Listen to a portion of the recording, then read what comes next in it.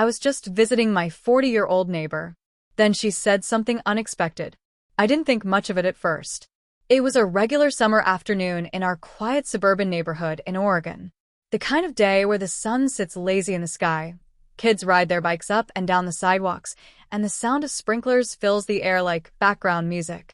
I had just come back from the community college gym, my hoodie clinging to me from the leftover sweat.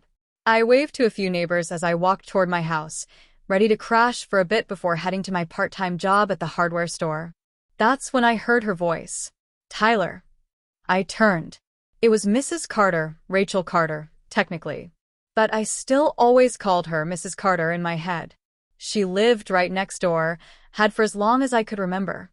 She was about 40, divorced for a few years now, and lived alone except for her golden retriever, Milo. She was standing on her porch with a pitcher of lemonade in her hand and a relaxed smile on her face. Her hair was tied up, and she wore a loose white blouse with denim shorts. I noticed, just for a moment, that she looked younger than 40. Not in a forced way, but in a natural, glowy kind of way. She was just comfortable in her skin. You look like you've been cooked alive, she said with a laugh. Pretty close, I replied, wiping sweat from my brow. Cardio and no AC in the gym. She raised the pitcher. Lemonade. I hesitated for maybe 2 seconds, then shrugged. Sure. That's how it started. Me just walking up her porch steps, expecting nothing more than a cool drink and maybe 5 minutes of casual neighbor talk. But the next hour would change how I saw her. And the next few weeks would change how I saw myself. Her kitchen was cozy. Homey. Yellow walls, soft lighting, some photos on the fridge. One of her with her ex-husband at what looked like a vineyard, another with a younger version of me and her at a block party years ago. I barely remembered that day, but she'd framed it. We sat down at her small round kitchen table, and she poured the lemonade into tall glasses. Milo trotted over, tail wagging, and nudged my hand until I scratched behind his ears. So, how's school? She asked, sipping her drink. Decent, I said. Classes are okay. Trying to figure out if I want to transfer or stick around another year. Rachel nodded. That's smart. No need to rush. Sometimes taking your time leads to the better road. That sounded like something my mom would have said. But hearing it from Rachel was different. I didn't feel judged. Just understood. We chatted a little more. She told me she'd started volunteering again at the local animal shelter.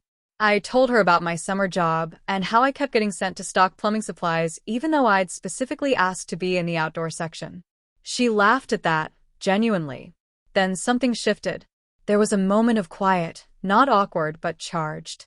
Her eyes lingered on me a little longer than before. I felt it in my gut, but I wasn't sure if I was reading too much into it. She set her glass down and leaned her arms on the table. You know, she said slowly, I always thought you'd grow up to be a good man. I raised an eyebrow. What do you mean? Rachel tilted her head, looking thoughtful. I mean, when you were younger, you used to knock on my door to help me carry groceries even before I asked. You fixed my garden hose last summer without anyone telling you to. I noticed those things, Tyler. I've always noticed. My throat felt dry all of a sudden. I wasn't sure how to respond. I just gave a quiet chuckle, hoping it would break the tension. I guess I try to be helpful. She smiled. You are. And it's rare. Not just helpful, but aware. Kind. You listen. There was another pause. She looked down at her hands, then back at me. I never told you this, she said quietly, but after my divorce, there were days I didn't speak to anyone. You showing up, even just waving from across the lawn, meant more than you know. I felt a lump in my throat.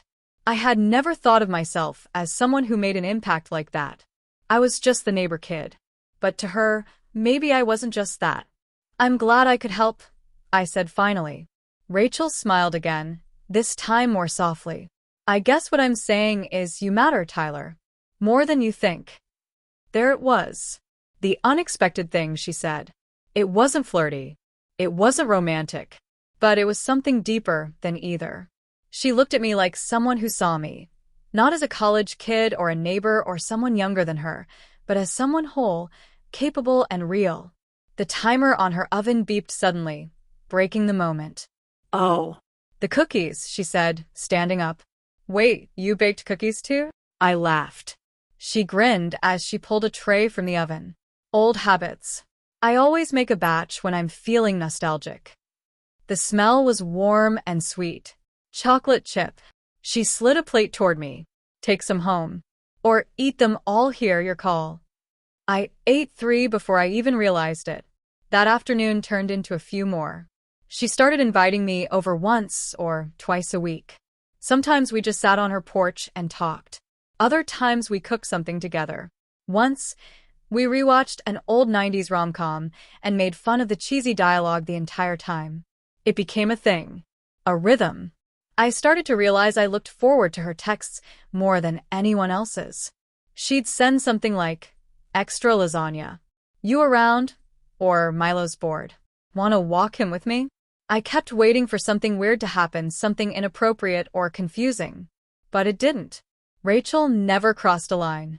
She never made it about attraction or flirtation. If there was something more there, it was always wrapped in care, respect, and genuine connection. And maybe that's why I started to care about her in a different way too. She wasn't just my neighbor. She wasn't just an older woman I talked to. She was Rachel. Someone who listened when I needed to vent. Someone who offered calm when I felt overwhelmed. Someone who showed me that maturity didn't mean being distant. It meant being present. One evening in late July, after a thunderstorm had passed, I helped her cover her garden furniture with a tarp. She looked up at the sky and said, "Funny, isn't it? How fast things change." I asked her what she meant. She looked at me with that familiar softness. "You were just a kid last time I blinked. And now you're someone I feel safe with." I don't think I've said that out loud before. I didn't know how to answer, but I didn't need to. I just stood there beside her, both of us quiet under the fading storm clouds. That moment wasn't about romance. It wasn't about age or labels. It was about trust. 2 people who had found something steady in each other. And that meant more than any kind of love story I could have imagined. Over time, my friends started asking about the neighbor lady. I didn't give them details. It wasn't for them to understand. Rachel wasn't a story to tell or a joke to pass around. She was a chapter in my life that shaped me. We still talk today. Still share coffee sometimes, or go on long walks with Milo. She helped me through some of my biggest decisions, transferring to a university, choosing my major, even getting my first real apartment. And I helped her with little things, technology stuff, gardening repairs, keeping her company during her recovery from surgery. Our bond isn't flashy, but it's solid. real.